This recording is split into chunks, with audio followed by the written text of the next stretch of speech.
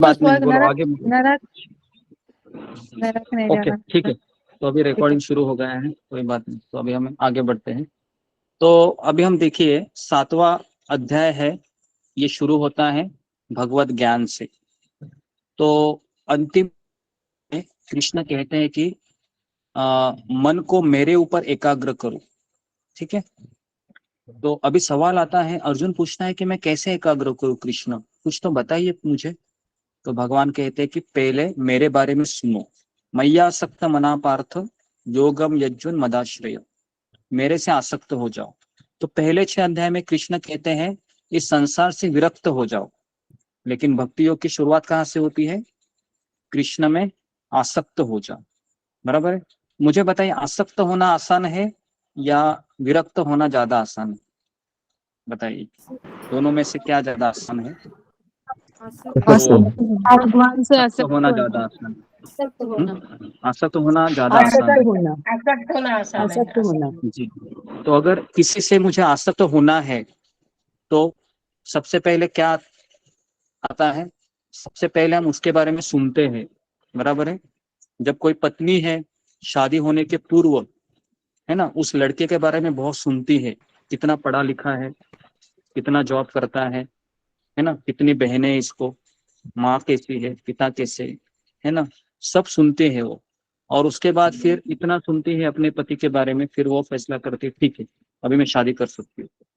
तो सुनने से क्या होता है? आसक्ति आ जाती है।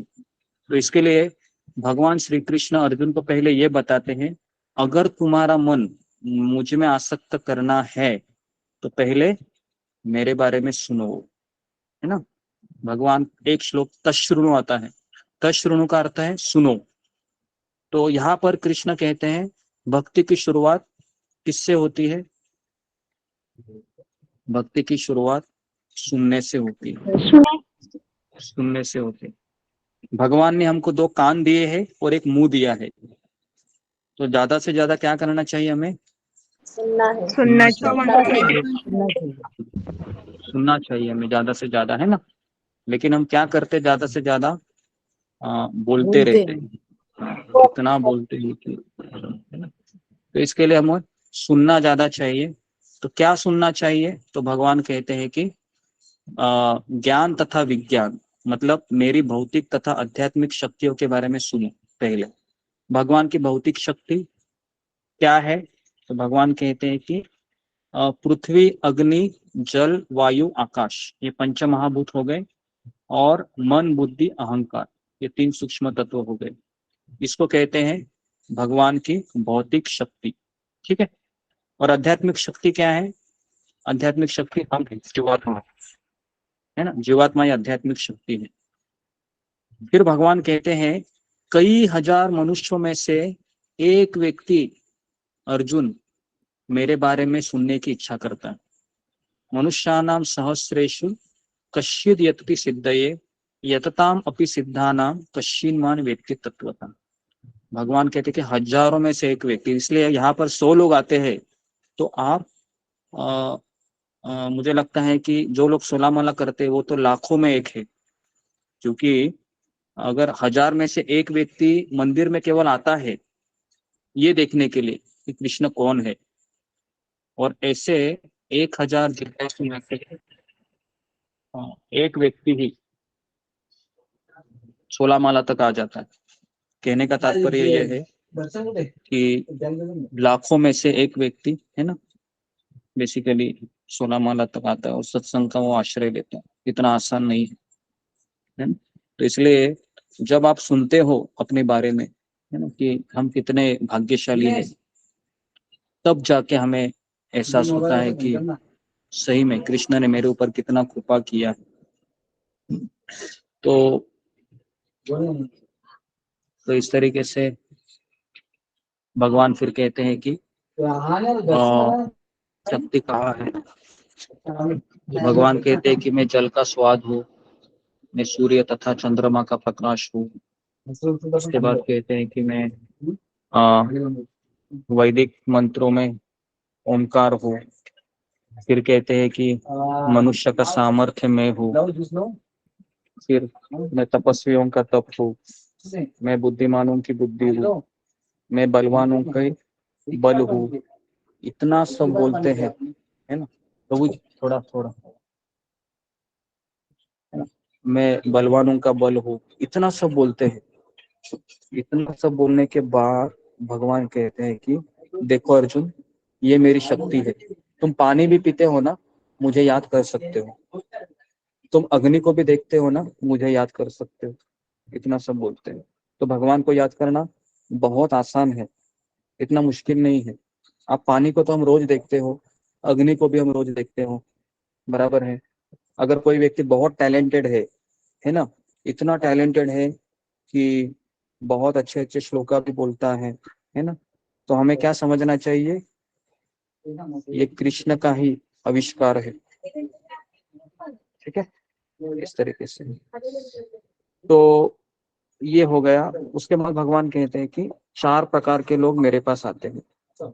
कौन से वो 4 प्रकार के लोग हैं, बताइए, कौन मुझे बताएगा जी। 4 प्रकार के लोग भगवान कहते हैं मेरे पास आते हैं जी, बताइए। अशोक चावला प्रभु, प्रभु जी। प्रभु हाँ, जिज्ञासु, अशोक चावला प्रभु। काफी ज्ञानी, ज्ञानी आता है, और कौन आता है? जिज्ञासु, ओके जी, अर्थार्थी, फिर जो धंधे में भी लगता है। 3 हो गए, चौथा ज्ञानी, नहीं याद आ रहा जिज्ञासु, मुझे। जिज्ञासु, अर्थार्थी, ज्ञानी जिज्ञासु। अभ्यार्थी। ज्ञानी जिज्ञासु। जी जी जी जी, समझ गया समझ गया। 4, ओके। और 4 प्रकार के लोग भगवान के पास नहीं आते हैं जी। अनीता यादव बोलो। 4 प्रकार के लोग भगवान के पास नहीं आते हैं। गुरुजी, जिनका शास्त्रों में विश्वास नहीं होता, जो शास्त्र और गुरु पे शंका करते हैं, और जिनका नहीं, 4 गुरुजी प्रकार के क्षमा लोग करें, भगवान याद के नहीं पास आ नहीं रहा। आते हैं। याद नहीं आ याद नहीं रहा, आ रहा, क्षमा करें। ओके। देवी मंडल माता जी बोलिए, 4 लोग कौन से हैं?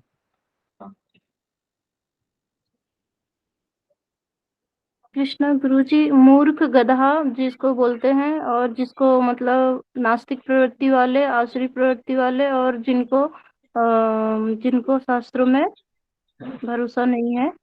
भरोसा नहीं है। 4। अब एकदम ऐसे शब्दों का प्रयोग किया। गधा नहीं है वो, एक्चुअली वो मूढ़ है। मूढ़, मूढ़ मतलब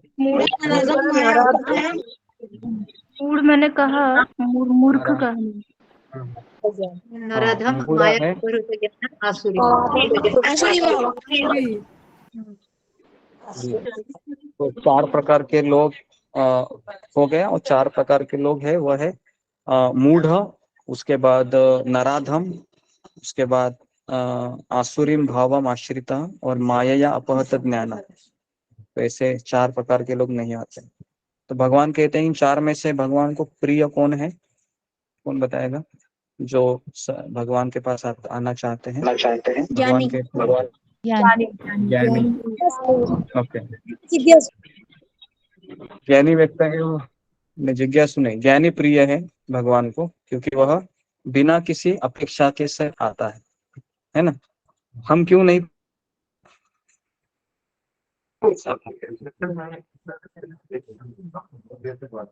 तो इस तरीके से 7वां अध्याय में भगवान फिर अंतिम पड़ाव में कहते हैं कि मैं भूतकाल, वर्तमान काल, भविष्य काल सबको जानता हूं मैं। और फिर भगवान कहते हैं कि ये शाम त्वंतगतम पापम जनानाम पुण्य कर्मना, जिन्होंने पाप कर्म का उच्चाटन किया है और जो मोह के द्वंद्व से मुक्त है, वही लोग मेरी भक्ति में लगे रहते हैं। तो कभी कभी हमारा भक्ति में लगे रहना क्यों नहीं होता है? क्योंकि पाप का अभी तक उच्चाटन ही नहीं हुआ है ना। कई सारे इस जन्म में और पिछले जन्म में पाप किए हैं, बहुत कुछ गलतियां की हैं। तो इसके लिए कई बार हम माला करने का भी सोचते हैं, बढ़ाने का भी सोचते हैं, लेकिन नहीं कर पाते, क्योंकि वह जो पुश है ना, वो जब तक पाप कर्म खत्म नहीं होते हैं तब तक नहीं होता है। तो इसके लिए हमको भगवान से गिड़गिड़ाना चाहिए, याचना करनी चाहिए, भक्तों की सेवा करनी चाहिए। तब जाके हमें वो पुष्प मिलता है, और तब जाके हम, है ना, हमारा जो भक्ति में हम रुक गए हैं उसको हम आगे बढ़ा सकते हैं। 8वां अध्याय शुरू होता है। तो 8वें अध्याय में भगवान कहते हैं कि मृत्यु के समय मेरा स्मरण करने से वह मुझे प्राप्त करता है। मृत्यु के समय, हाँ क्या, हाँ अभी क्या है, अभी हमारा स्मरण हो रहा है, लेकिन मृत्यु के समय जो व्यक्ति, भगवान कहते हैं, मेरा नाम लेके शरीर को छोड़ता है ना, वही व्यक्ति मुझे प्राप्त कर सकता है। तो जीवन भर उसने क्या करना चाहिए जी, कौन बताएगा मुझे फिर? जीवन भर उसने क्या करना चाहिए? उसने ईश्वर की भक्ति, अभ्यास करना चाहिए गुरुजी। जी भगवान हाँ के नाम का अभ्यास करना चाहिए। जी, भगवान को स्मरण करने का अभ्यास करना चाहिए। बराबर है कि आप में से कितने भक्त हैं जो सोते समय, है ना, भगवान का नाम लेते लेते लेते लेते लेते लेते ऐसा सोते हैं जी? फिंगर को रेस कीजिए जी। ऐसे आप लेट गए और हरे कृष्णा, नींद आपकी अचानक बंद हो जाती है, ऐसे कोई भाग्यशाली जीवात्मा ओके है जी? हाँ अभी कीजिए फिंगर को रेस। ओके चलो, एटलीस्ट 10-12 लोग, 20-22, ओके बहुत लोग हैं। चलो अच्छा है, 28-29 लोग, 30 लोग हैं, ओके वेरी गुड, है ना? तो वेरी गुड, इतने लोग हैं, अच्छा है कि एटलीस्ट आप सोते समय भगवान को याद करते हैं। क्या आप सोते समय कितने लोग प्रार्थना करते हैं कि मुझे सुबह जल्दी उठकर भगवान आपके नाम की माला मुझे जप करनी है, तो मुझे आप जल्दी उठाइए? हाँ, कितने लोग ऐसा करते हैं? या कितने लोग ये सोचते हैं कि अरे अलार्म में दो लगाओ, 3 लगाओ, ताकि एक अलार्म से आंख नहीं खुली तो एटलीस्ट दूसरे तीसरे से आंख खुलेगी। ऐसा कितने लोग सोचते हैं? बहुत लोग सोचते हैं। चलो अच्छा, तो मतलब आप भगवान का स्मरण करने का अभ्यास अच्छे से कर रहे हो, है ना जी? ओके। और कितने लोगों का ऐसा लगता है कि अरे कल सुबह हो गई, मुझे अभी वापस भक्त लोग दिखेंगे, है ना, और फिर मैं उनके साथ जप करूंगा, जप करूंगी। तो ऐसा कितने लोगों को रात को ही उत्साह इतना आता है कि बस अभी कल कैसे तो मैं उठ जाऊं करके। अब ये सच सच बोलिए, हाँ क्या? क्योंकि ये इतना आसान नहीं है बोलना कि रोज सुबह हो जाए और रोज मैं जप करूं, रोज भक्तों को देखूं। और हमारे सत्र ऐसे हैं, 3 सत्र, कि किसी को रिश्तेदारों की भी आवश्यकता नहीं पड़ती है, क्योंकि हमारा समय ही ऐसा है कि ना हम ज्यादा समय हमको मिलता है ना, घर के काम में, ऑफिस के काम।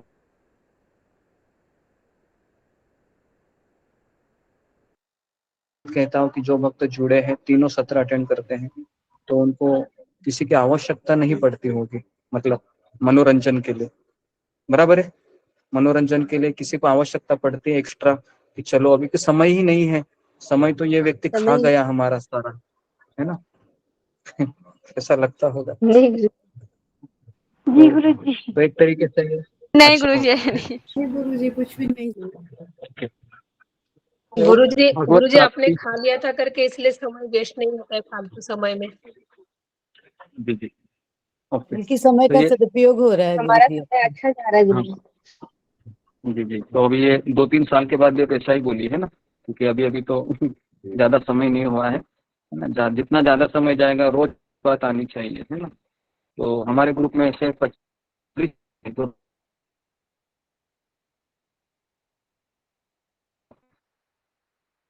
सुबह ना, की आवाज कर गुरुजी आज आपकी आवाज नहीं आ रही है।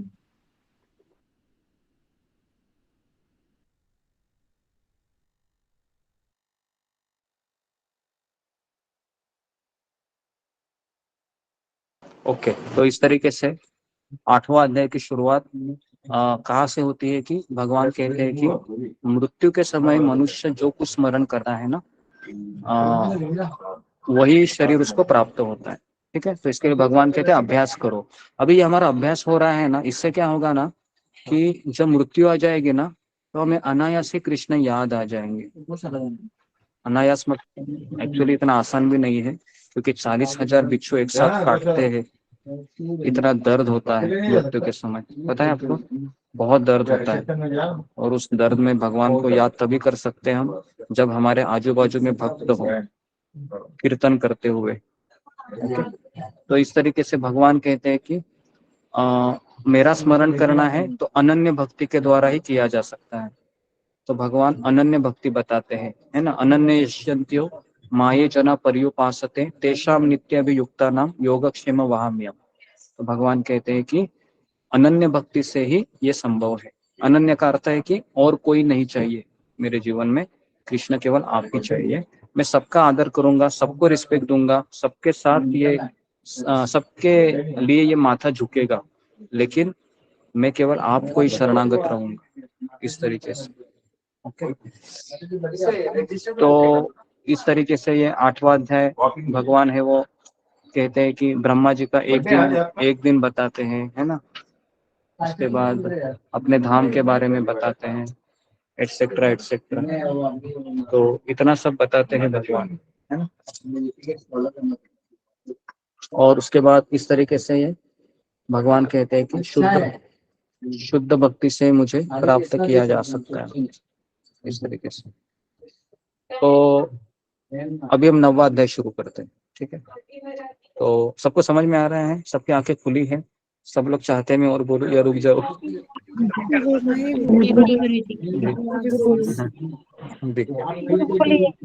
बोलू ना जी, आप बोर हो जाए तो बोलिए, क्योंकि वैसे भी बोर होके क्या करेंगे ये भी तो एक सवाल है ना। बोर होके क्या करेंगे, क्या लॉग आउट होके केवल घड़ी देखते रह जाएंगे, है ना। इससे अच्छा है कि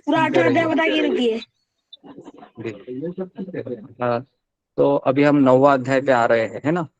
9वां अध्याय मतलब बीच का अभी अध्याय है, मतलब बीच पड़ाव में हम आए हैं। तो 9वें अध्याय की शुरुआत क्यों होती है? क्योंकि भगवान पिछले अध्याय में कहते हैं कि एक शुद्ध भक्त अनन्य भक्ति में दृढ़ है ना, वही प्रकाश तथा अंधकार के मार्गों को पार कर सकता है। तो शुद्ध भक्ति की महिमा बताते हैं।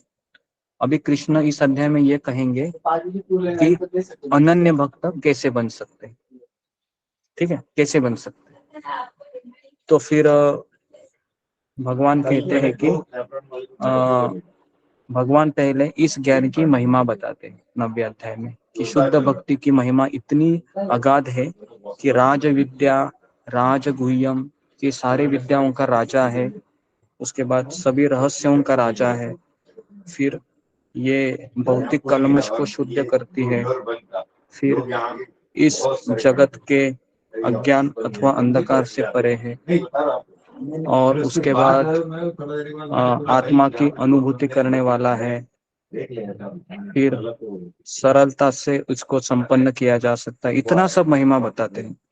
और फिर कहते हैं कि इतना सब होने के बाद भी हे अर्जुन, श्रद्धा विहीन मुझे प्राप्त नहीं कर सकते, क्योंकि जो लोग श्रद्धा नहीं रखते हैं, है ना, वे मुझे प्राप्त नहीं कर पाते। तो इसलिए श्रद्धा ही सबसे बड़ा जरूरी है। और ये श्रद्धा कहाँ मिलती है? किसी बिग बाजार में मिलती है क्या, या किसी डीमार्ट में मिलती है? नहीं, ये श्रद्धा है वह केवल भक्तों के संगति में ही मिलती है और कहीं नहीं मिलती है। तो इसलिए अगर हम 64 माला भी कर पाए हैं, या फिर कोई और, कई लोगों ने और भी मालाएं की है ना, जैसे सबसे ज्यादा माला सोमाकर माता जी ने की है, अभी तक 112 माला। तो ये माला भी वो इसलिए कर पाई है ताकि वह भक्तों के संगति का साथ लेती है, नहीं तो ये अकेले कर पाना असंभव है ना। असंभव ही नहीं, नामुमकिन है, क्योंकि हमको पता है कि हम अकेले बैठेंगे तो कितनी माला होगी, बराबर है। आपको पता है ना, अकेले बैठेंगे तो कितनी माला होगी। कुछ मुश्किल से हम 16 माला ही अकेले कर पाएंगे, वो भी बहुत खिंच खिंच के। तो इस तरीके से कृष्ण बताते हैं कि श्रद्धा बहुत जरूरी है मुझे प्राप्त करना है। उसके बाद भगवान कहते हैं कि मेरी ही अध्यक्षता से ये प्रकृति काम करती है। मया अध्यक्षेन प्रकृति सूयते सचराचरम, है ना। और इस तरीके से भगवान श्री कृष्ण फिर बोलते हैं कि लेकिन ऐसे भी कुछ लोग हैं जो देवी देवताओं के पास जाते हैं। तो भगवान कहते हैं कि देवताओं की पूजा है ये लोग स्वर्ग प्राप्ति के लिए करते हैं, लेकिन अगर वह स्वर्ग लोग जाते भी है तो उनको पुनः मृत्यु लोक में लौटना पड़ता है, भगवान बताते हैं। तो इसलिए देवताओं की पूजा करके ज्यादा फायदा नहीं है। लेकिन अनन्य भक्ति करोगे ना अर्जुन, तो मैं तुमको संरक्षण दूंगा। सबसे बड़े लाइफ इंश्योरेंस पॉलिसी ये है कि कृष्ण के आश्रय में रहना, है ना। इस संसार की जो लाइफ इंश्योरेंस पॉलिसी है वो तो कभी भी दगा दे सकती है, लेकिन भगवान श्री कृष्ण की जो इंश्योरेंस पॉलिसी है कि मेरा भक्त बनो, मुझे नमस्कार करो, है ना, मेरी पूजा करो और मेरे भक्त का आश्रय में रहो, ये सबसे बड़ा इंश्योरेंस पॉलिसी है। इससे दिमाग हमेशा शांत रहता है, कभी एजिटेट नहीं होता है। ओके, तो इस तरीके से भगवान कहते हैं कि अनन्य भक्ति इस तरीके से होती है। और फिर भगवान कहते हैं कि जो लोग देवी देवताओं की पूजा में लगते हैं ना, वो देवताओं के बीच जन्म लेते हैं। जो पितरों की पूजा करते हैं वो पितरों के पास जाते हैं। जो भूत प्रेतों की या फिर जो तांत्रिक लोगों की पूजा करते हैं, फिर वह उन्हीं के बीच जन्म लेते हैं। और जो मेरी पूजा करते हैं वो मेरे पास आते हैं। तो इस तरीके से भगवान अर्जुन को बताते हैं। और फिर भगवान अर्जुन को कहते हैं, यदि मुझे कोई प्रेम से तुलसी का पत्ता, पत्रम पुष्पम फलम तोयम यो में भक्त्या प्रयश्यति, अगर कोई मुझे तुलसी का पत्ता या फिर पानी या फिर फूल या फल मुझे प्रेम से अर्पण करता है ना अर्जुन, तो मैं प्रसन्न हो जाता हूँ। तो भगवान कहते हैं कि तुम जो कुछ भी करते हो, जो कुछ खाते हो, जो कुछ अर्पित करते हो या कुछ भी दान देते हो, हे कुंती पुत्र, मुझे अर्पण करके करो। तो भगवान यही चाहते हैं बार बार, कुछ भी करो तुम, लेकिन मुझे केंद्र में रखकर करो, है ना। तो एक बार क्या हो गया कि जब ये श्लोक के ऊपर प्रवचन दे रहे थे राधा गोपीनाथ मंदिर में, तो वहां पर एक बॉक्सर बैठा था, है ना, पहली बार आया था वो। तो उसने सुना तो काफी वो इंस्पायर हो गया। तो फिर उसने अगले दिन वो आ गया अपने बॉक्सिंग ग्लव लेके, है ना, मंदिर में आ गया। पता है ना बॉक्सिंग ग्लव होते हैं ना दो, जिससे वो फाइटिंग करता है ना। जी गुरु जी। तो इस तरीके से फिर वो पुजारी के पास गया और कहा कि ये मैंने बॉक्सिंग ग्लव लाया है कृष्ण के लिए, कृष्ण को ऑफर करो अभी। तो पुजारी बोला, अरे ये ग्लव क्या अर्पण करते हैं क्या, पागल कहीं के। तो बोले कि कल मैं यहाँ पर प्रवचन सुनने के लिए आया था, तो तुम्हारे ही वो किसी प्रभु जी ने कहा कि जो कुछ भी करो कृष्ण को अर्पण करके करो। तो मैं तो बॉक्सिंग करता हूँ ना, तो ये ग्लव्स है ना, ये आप भगवान को ऑफर करो पहले। तो अभी पुजारी भी क्या बोलेगा, वो भी सही बोल रहा था। तो पुजारी ने वो ग्लव ले लिया और राधा गोपीनाथ के चरणों में रख दिया और उसको वापस दे दिया। और वापस देने के बाद उसको इतना अच्छा लगा कि चलो अभी भगवान ने भी इसमें आशीर्वाद डाल दिया, अभी जम के मैं मुकाबला करूंगा, इस तरीके से। तो कहने का तात्पर्य है कि ये एक अच्छा भाव है कि हम जो भी कुछ करते हैं भगवान को अर्पण करके करना चाहिए। तो उसके बाद भगवान कहते हैं कि जो व्यक्ति मेरा आश्रय लेता है, वह चाहे वो स्त्री हो या वैश्य हो या शूद्र हो, वह मुझे प्राप्त कर सकता है, या कोई निम्न कैटेगरी में भी जन्मा हो, है ना, लोअर कास्ट में। उसके बाद भगवान कहते हैं, लेकिन अगर कोई भक्त का अचानक पतन होता है या जघन्य से जघन्य कर्म करता है, लेकिन फिर भी वो मेरी भक्ति में लगा है, तो मैं उसको साधु समझता हूँ। तो कई बार ऐसा हो सकता है कि हम भक्ति मार्ग में हैं, तो हमारे से कोई परिचित भक्त है ना, अगर वह अचानक कोई बुरा कार्य करते हुए अगर दिखाई भी देते हैं या फिर आप सुनते भी हैं, तो अभी हमें ये समझना चाहिए, अगर वो माला कर रहा है तो भगवान कहते हैं कि मैं उसको साधु समझता हूँ। तो अगर भगवान उसको साधु समझते हैं तो हमें कोई अधिकार नहीं है उसको कुछ करने का, क्योंकि हर एक व्यक्ति के जो बद्धता है ना, वो बीच बीच में सामने आती है, तो वह अपने आप में संघर्ष करता रहता है। तो इसके लिए मैंने कथा भी बताई थी, वापस में बता रहा हूँ, आपने सुनी होगी, है ना। एक बार राधा गोपीनाथ मंदिर में एक स्टूडेंट आता है, जवान छोकरा, और उसको इतना प्रवचन अच्छा लगता है, प्रसाद अच्छा लगता है कि वो अगले दिन से फिर वो मंगल आरती में आना शुरू करता है। लेकिन वो हमेशा बीच बीच में नीचे जाता है और सिगरेट फूंक कर वापस आता है ना, क्योंकि उसका आदत था। लेकिन वो क्या करे, आदत से मजबूर था। तो कई दिन ऐसे ही होता है, वो मंगल आरती में आता है, जपा भी करता है, सब कुछ करता है। एक दिन क्या होगा, किसी ब्रह्मचारी ने देख लिया, उसके पीछे पीछे गया और कहा कोने में जाकर वो सिगरेट फूक रहा था, और अचानक उसके पीछे से हाथ आ गया और कहा कि तुम क्या कर रहे हो, तुम पकड़ा गया। तो इस तरीके से फिर कहा कि उसके आंखों में आंसू थे, और आंखों में आंसू से वो कह रहा था, कृपया करके मुझे माफ कीजिए, मेरी कंप्लेंट मत कीजिए, मुझे मंदिर से मत निकाल लीजिए, मैं इस पे प्रयास कर रहा हूँ, मुझे पता है गलत है, लेकिन मुझे समय दीजिए। तो अभी मुझे बताइए, इस व्यक्ति को हमें साधु समझना चाहिए, नहीं समझना चाहिए? हाँ? समझना चाहिए। समझना चाहिए। समझना समझना चाहिए। चाहिए। समझना समझना चाहिए। प्रयास कर रहा है। प्रयास कर रहा है ना, अपनी गंदी आदतों से ऊपर आने के लिए। तो इसलिए अभी ये जो श्लोक है ना, हम अपने ऊपर मत लागू कीजिए, है ना, कि अरे मैं भी करूंगा और हम बहुत स्मार्ट होते हैं, ये सब ऐसे श्लोका सुनते हैं तो हम सोचते हैं कि चलो मैं भी कुछ कर लिया है ना, तो मैं भी साधु हूँ, क्योंकि मैं भी जपा में आती हूँ ना, बाद में आता हूँ ना। तो ऐसा अपने आप को नहीं सोचना चाहिए। तो इस तरीके से 9वां अध्याय खत्म होता है और फिर 10वां अध्याय शुरू होता है। ठीक है, 10वें अध्याय में भगवान कहते हैं कि, अर्जुन को भगवान कहते हैं कि तुम्हारा मन मेरे ऊपर केंद्रित करो। तो कैसे केंद्रित करे अभी? तो भगवान कहते हैं कि अगर मेरा मन, अपना मन तो मेरे ऊपर स्थित करना है, तो मैं तुम्हें अभी मेरे ऐश्वर्यों का ज्ञान दूंगा। तो भगवान 10वें श्लोक में पूरा अपना ऐश्वर्य बताते हैं कि मेरा ऐश्वर्य क्या है। तो भगवान कहते हैं कि अर्जुन, न तो देवी देवता मुझे पहचान सकते हैं, ना साधु संत या महर्षिगण मुझे जान सकते हैं, है ना, क्योंकि मैं अजन्मा हूँ, अनादि हूँ। और इस तरीके से भगवान कहते हैं कि जी, भगवान कहते हैं कि मेरे जो शुद्ध भक्त है ना, चतुश्लोकी भगवत गीता है, ये भी इसी अध्याय में आती है। तो चतुश्लोकी गीता का जो अध्याय नंबर है उसको नोट कीजिए, 10.8, 10.9, 10.10 और 10.11, ये इसको चतुश्लोकी गीता कहते हैं, है ना। अगर आपने सुना होगा कि पता नहीं, लेकिन ये चतुश्लोकी गीता है, 10.8 से लेके 10.11। तो जी, तो धीरे धीरे धीरे धीरे, है ना, हम 5:30 बजे तक, हम पता नहीं मुझे भी कवर होगा कि नहीं, लेकिन देखते, प्रयास करते हैं। तो इस तरीके से भगवान कहते हैं कि अहम सर्वस्य प्रभवो मत्त सर्व प्रवर्तते इति बतवा भजन्ते मां बुधा भाव समन्विता। भगवान कहते हैं कि पहले मेरे शक्तियों को पहचानो अर्जुन, मैं कौन हूँ।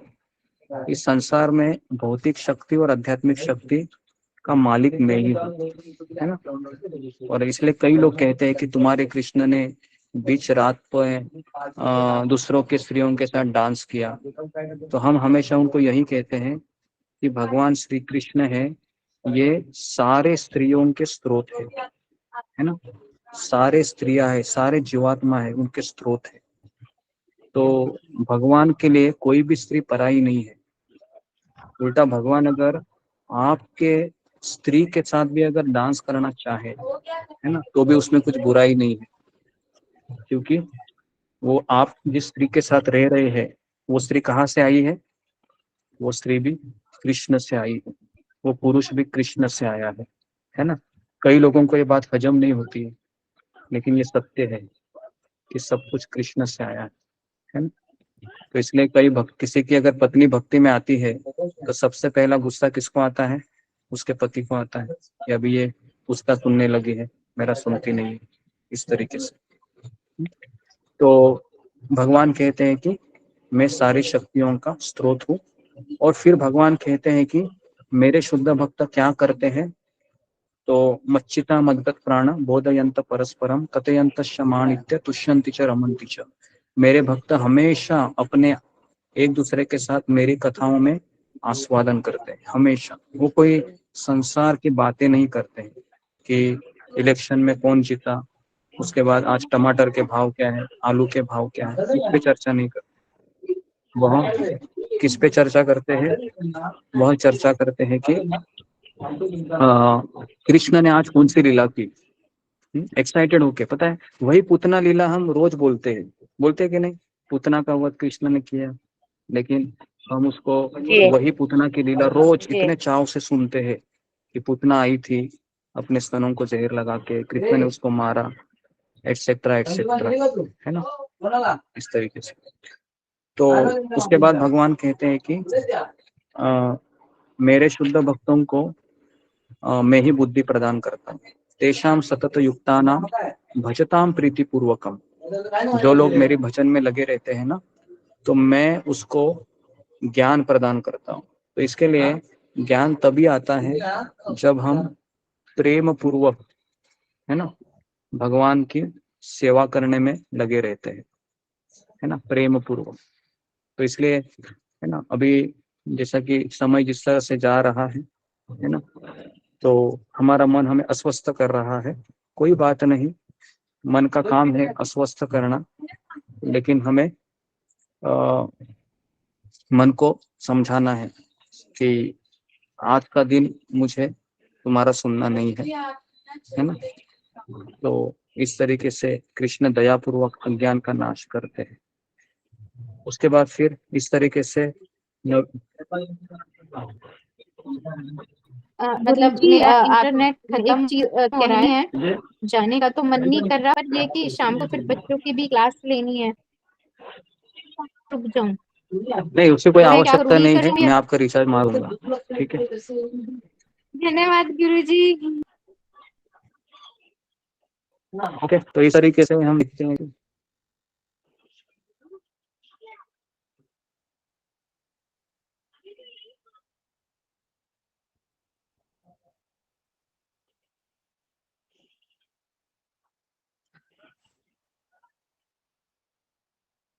मंजू माता जी।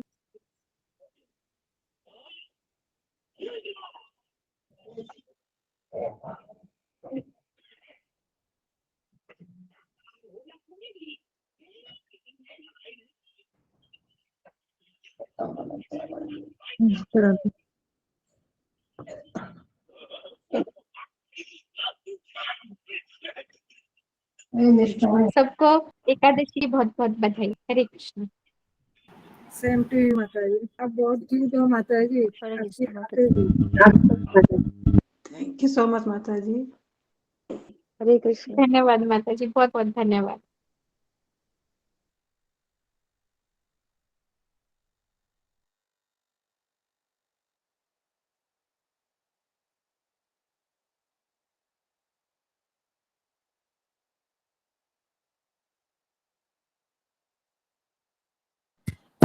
हरे कृष्णा। राधिका माता जी है क्या आप यहाँ पर?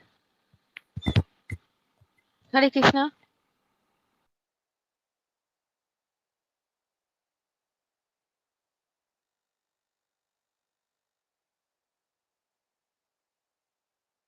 राधिका से राधिका राधिका सिंह माता जी, ठीक है, नहीं है शायद, ठीक है। चैट बॉक्स पर लिख दीजिए माता जी।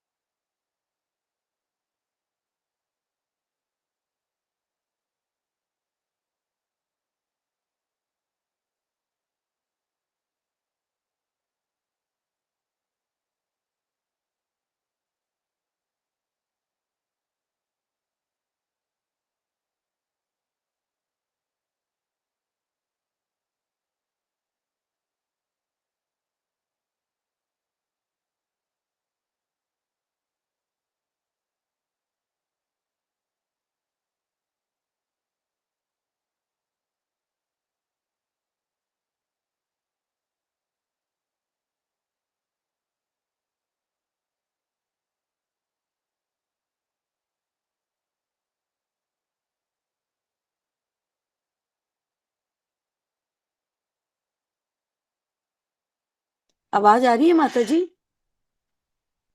नहीं, आवाज आवाज आ ही नहीं रही। गुरु जी ने एक माता जी।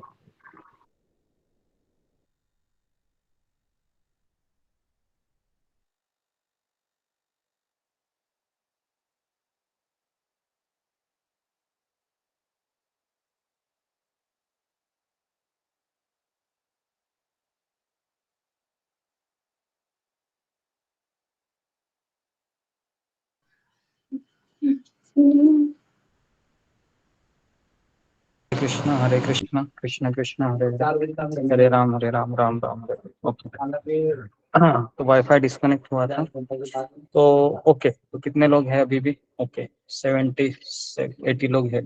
ठीक है, तो मैं देखना चाहता हूँ कि कितने लोग है ना आज रह पाते हैं, है ना, पूरा क्लास तक। तो ओके, कैसे ईश्वर कोई काम ही नहीं है गुरु जी घर में। अपने विभूत गुरु जी बता आवाज ब्रेक हो रही है।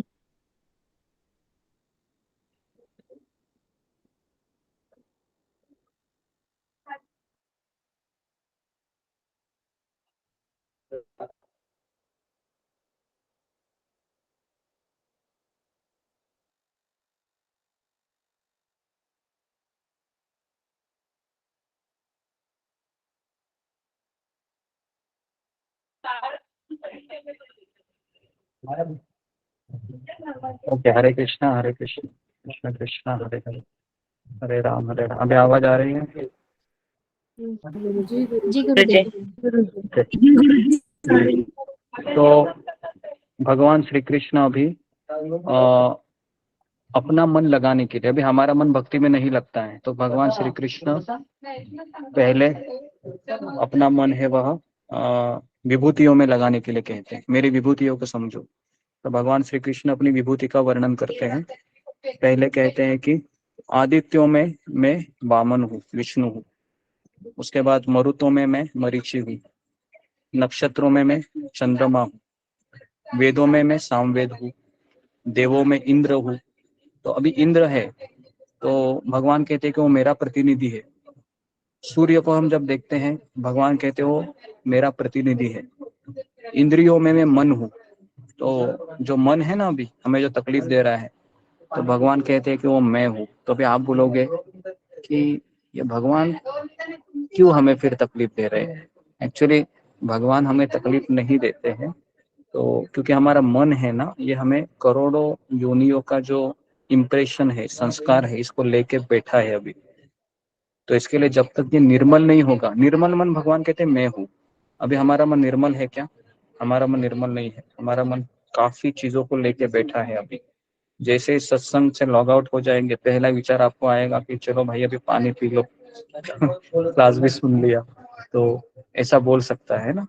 या फिर नींबू पानी बनाओ जल्दी जल्दी, है ना। आज के दिन तो नींबू पानी की टेस्ट तो ऐसी होगी जैसे अमृत के जैसी लगेगी आपको, है ना। तो मन हमको बहुत कुछ बोलेगा, ऐसा करो वैसा करो, लेकिन आपको कहना है नहीं मन, है ना। अभी माला किया है, बस केवल 6-8 घंटा ही बाकी है, मैं अपने आप को, है ना, रखूंगा सक्षम। और अगले दिन की माला, अगले दिन तो 5-5:30 बजे ही है पारना टाइम, है ना। तो 5:30 बजे के बाद हम सबसे पहले जो लोग फास्टिंग ब्रेक करेंगे, तो सबसे पहले पानी पीजिए और कुछ मत कीजिए 1-1.5 घंटा, नहीं तो आपको गैस हो जाएगा। आप तुरंत मत खा लीजिए, जो लोग निर्जला कर रहे हैं, है ना, आप नींबू पानी बनाइए सबसे पहले, और फिर 1 घंटे के बाद आप खाइए, नहीं तो आपको, बहुत सारे लोगों को गैस का प्रॉब्लम होता है तुरंत खाने से। ठीक है, तो जी, तो उसके बाद है भगवान कहते हैं कि इंद्रियों में मैं मन हूँ। उसके बाद कहते हैं कि रुद्रों में मैं शिव हूँ, पर्वतों में मैं मेरु हूँ, वसुओं में अग्नि हूँ, पुरोहितों में बृहस्पति हूँ, वाणी में ओमकार में हूँ, है ना, जो हम ओम नमः शिवाय बोलते हैं, जो ओम भगवान कहते हैं मैं हूँ। घोड़ों में मैं उच्चश्रवा हूँ, जो समुद्र मंथन से निकला था। देवर्षियों में मैं नारद हूँ, गजराजों में मैं ऐरावत हूँ। तो ऐसे कई चीजें बताते हैं भगवान, है ना, ताकि हमारा मन लगे।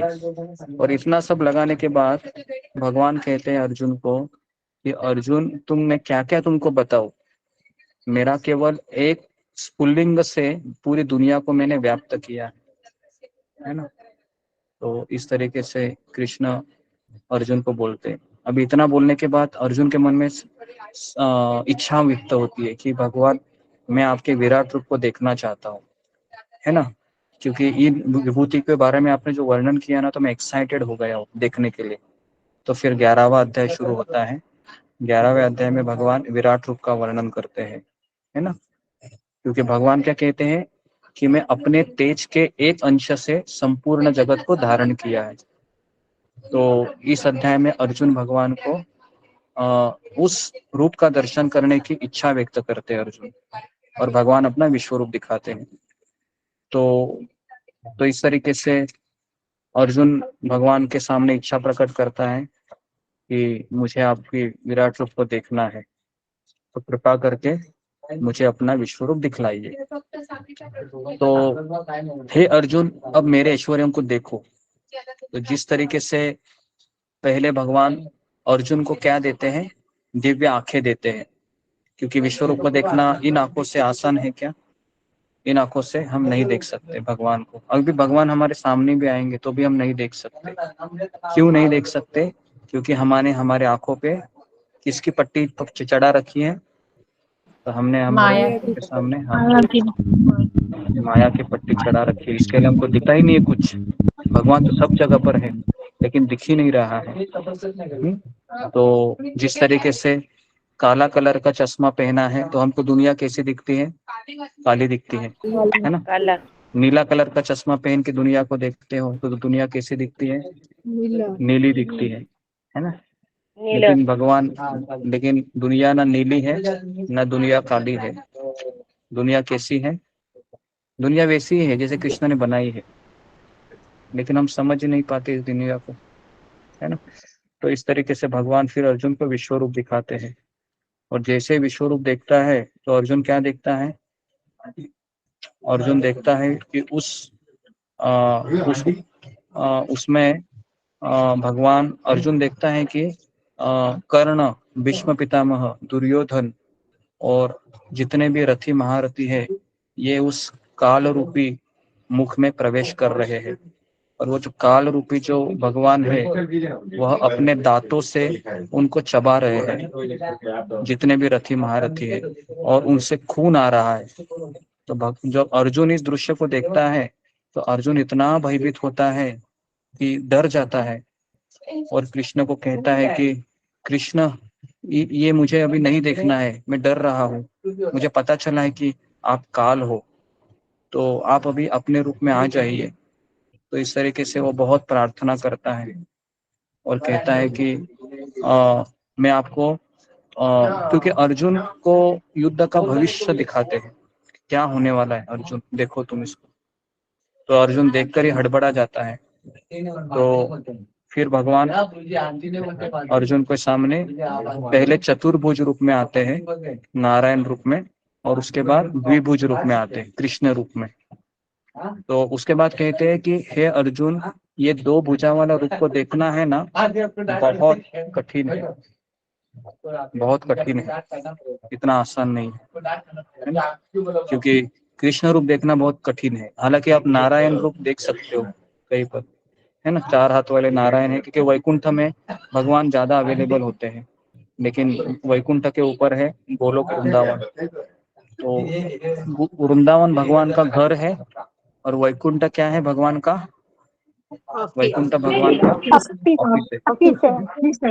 ऑफिस में हमेशा वो रहते हैं, लेकिन ऑफिस में भगवान का मूड अलग रहता है, भगवान ऐश्वर्य भाव में रहते हैं। और वृंदावन में भगवान है वो घर की तरह रहते हैं, एकदम हंसी मजाक से। वृंदावन में है ना, हम देखते हैं वृंदावन की लीलाएं, किस तरह से कृष्ण बांसुरी बजाते हैं, किस तरह से जमुना में विहार करते हैं, है ना, किस तरह से गोवर्धन को धारण करते हैं। लेकिन वैकुंठ में ये सब नहीं होता है। तो इसके लिए आप कहाँ जाना पसंद करेंगे, वैकुंठ में या गोलोक वृंदावन में? गोलोक वृंदावन में। लेकिन जाना इतना आसान ठीक है, जाना इतना आसान नहीं है, कृष्ण की कृपा से ही हो सकता है। खास करके इसका एक ही फॉर्मूला है, अगर कोई भक्त हमारे लिए प्रार्थना करे ना, कि ये भक्त ना कृष्ण मेरे से भी अच्छा है, इसको आप ले लो अभी। तो कृष्ण फिर सोच में पड़ जाते हैं, अरे ये भक्त इसकी तारीफ कर रहा है, मतलब इसमें कुछ तो रहेगा, तो ये एक आसरा है। तो इसके लिए किसी भक्त का प्रेमी बनना चाहिए, भगवान का प्रेमी बन के फायदा नहीं है। मैं आपको एक राज की बात बताता हूँ आज, निर्जला एकादशी के दिन, है ना। तो एक भगवान के भक्त थे, है ना। तो वह भगवान की चामर से रोज उनको पंखा करते थे, वरदराज को। तो और भगवान उससे बात करने लगे फिर। तो उसने वरदराज जी को पूछा कि ये आपके मंदिर में एक भक्त आया है, अभी जप कर रहा है, ये कभी जाएगा भगवत धाम आपके पास? तो कहता है वो इसी जन्म में जाएगा। तो उसके मन में भी इच्छा होती है कि मैं भी अपने बारे में बताऊं। तो फिर वरदराज जी को पूछता है कि मैं कब जाऊंगा भगवत धाम? तो वरदराज कहते हैं कि तुम इस जन्म में नहीं आओगे मेरे पास। तो वरदराज, तो वो भक्त कहता है कि लेकिन मैं तो आपकी चामर से सेवा कर रहा हूँ 24 घंटा। तो बोलते तो क्या हो गया, मैं तुमसे बात भी तो कर रहा हूँ, उसमें कौन सी बड़ी बात। तो फिर वो भक्त पूछता है फिर मुझे क्या करना होगा कि वो भक्त क्यों जाएगा फिर जो आपके सामने बैठा है? तो कहता है वो मेरे भक्त की सेवा में लगा है। तो उसने क्या किया फिर, उसने उस चामर को भगवान के हाथ में दे दिया, पकड़ो इसको अभी। और कहाँ जा रहे हो? मैं भी भक्त की सेवा करने जा रहा हूँ। वो भक्त की सेवा करने चला गया। समझ में आ रहा है? तो ये सीक्रेट है भगवत धाम जाने का, है ना। भगवत धाम जाना है तो किसी भक्त का प्रेमी बनना चाहिए, तब जाके हम भगवत धाम जा सकते। ठीक है, तो इससे तो इसका ये मतलब नहीं कि आज से आपके घर में जो विग्रह है उसकी सेवा मत करो, पहले उसका सेवा करो, ठीक है। नहीं तो बोलोगे कि आज से इसको ताला लगा देते हैं, तो ऐसा मत कीजिए, है ना। उसका भी सेवा कीजिए और ज्यादा से ज्यादा भक्त का सेवा कीजिए, ओके। उसका कहना मानिए, ताकि भगवान फिर चमत्कार करते हैं हमारे जीवन में। तो इस तरीके से भगवान फिर कहते हैं कि मैं काल हूँ, समस्त जगतों का विनाश करने वाला हूँ, तुम्हारे सिवा दोनों पक्षों के योद्धा मारे जाएंगे। ये भगवान पहले ही बताते हैं अर्जुन को।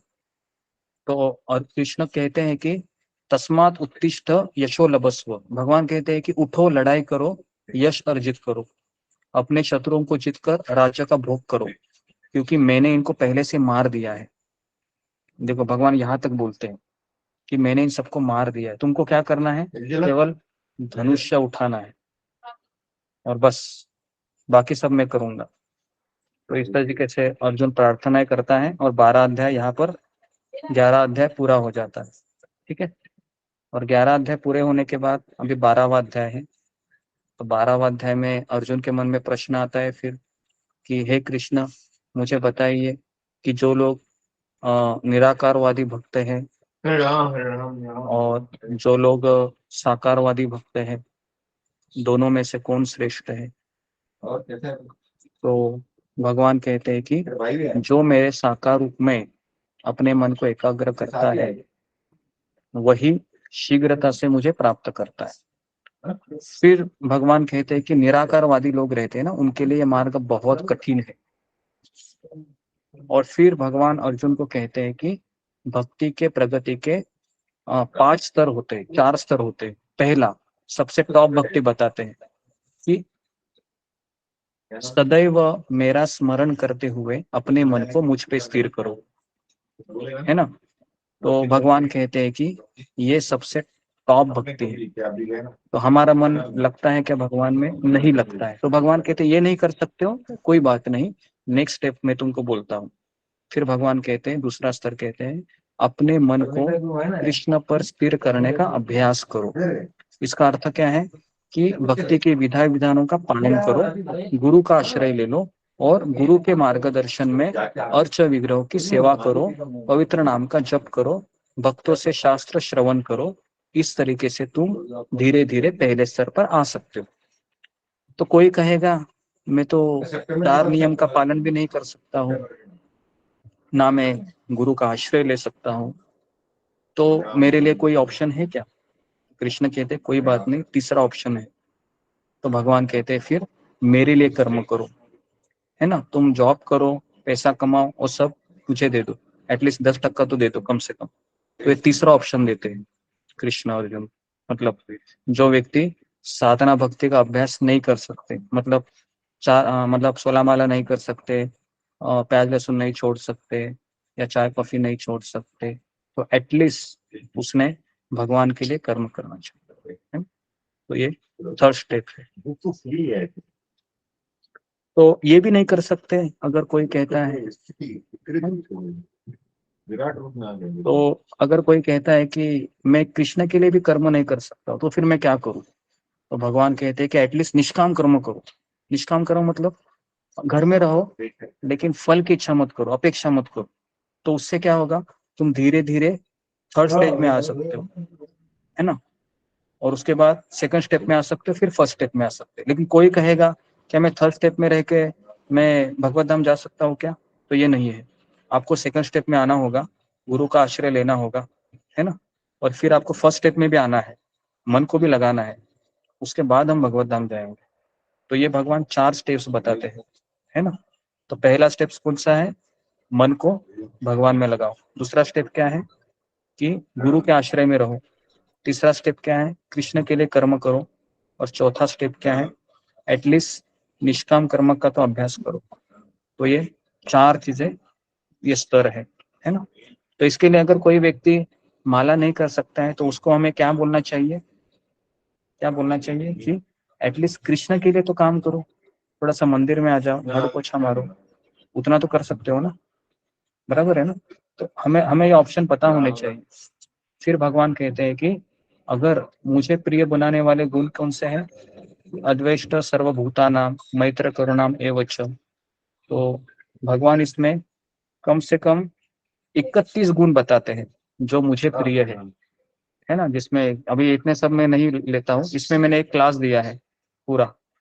तो इतना होने के बाद फिर ये 12 अध्याय पूरे हो जाते हैं, ठीक है? तो 12 अध्याय कभी पूरे हो गए हमारे? 5:09 में, 10 मिनट में, ठीक है जी। तो अभी ये 6 अध्याय हो गए, अभी ये 12 अध्याय पूरे हो गए। तो अभी 13 से 18 अध्याय जी। कितने लोग तैयार हैं आगे बढ़ने के लिए? जी, फिंगर को तैयार है गुरु। हाँ, गुरु जी तैयार है सब? कंप्लीट कर दीजिए। ओके, जी गुरु जी बहुत कंप्लीट। अच्छा है। हाँ, दाद देनी पड़ेगी आपके श्रवण की। ओके, तो जी, तो अभी हम 12 अध्याय के बाद आगे बढ़ते हैं। तो रिकॉर्डिंग ऑफ कर सकते हैं सुश्री? जी गुरु जी कंप्लीट। है क्या? नहीं जी गुरु सुनिए। जी हाँ, सॉरी। ऑफ करके ऑन करो। बारिश गिर रही है क्या? बारिश गिर रही है तो मत करो। देख रही हूँ गुरु जी, ट्राई करिए। जल्दी करो फिर जी। तो अभी मुझे बताइए 7 से 12 में क्या क्या हमने पढ़ा, वो कौन मुझे बताएगा जी?